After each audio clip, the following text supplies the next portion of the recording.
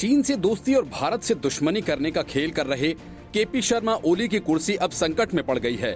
ओली के लिए ये मुसीबत किसी दूसरी पार्टी ने नहीं बल्कि उनकी अपनी ही पार्टी की तरफ से आई है। नेपाल की सत्ताधारी कम्युनिस्ट पार्टी के कार्यकारी चेयरमैन पुष्प कमल दहल प्रचंड ने पीएम केपी ओली की आलोचना के बाद उनसे अब इस्तीफे की मांग की है। प्रचंड ने ओली को चेतावनी देते हुए कहा, अगर पीएम ने इस्तीफा नहीं दिया तो वे पार्टी तोड़ देंगे।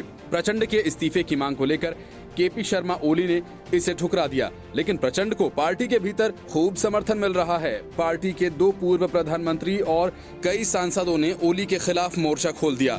वहीं नेपाल की जनता में कोरोना वायरस की त्रासदी को लेकर ओली सरकार के खिलाफ जबरदस्त गुस्सा देखा जा रहा है।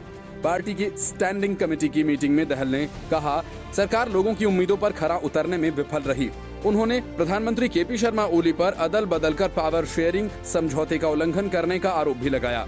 दहल ने कहा कि हम पार्टी के एकीकरण के वक्त सरकार को अदल बदल कर चलाने के लिए सहमत हुए थे, लेकिन मैंने खुद अपने कदम पीछे खींच लिए। सरकार का काम देखने के बाद मुझे लग रहा है कि मैंने ऐसा करके गलती की।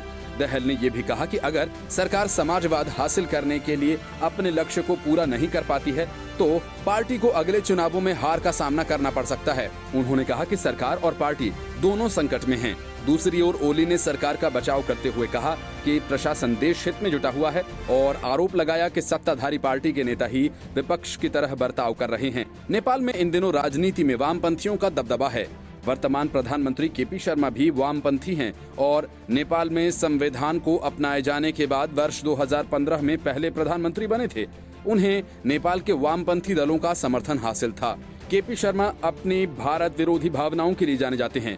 वर्ष 2015 में भारत की नाकेबंदी के बाद उन्होंने नेपाली संविधान में बदलाव नहीं किया और भारत के खिलाफ जवाबी कार्रवाई के लिए केपी शर्मा चीन की गोद में चले गए।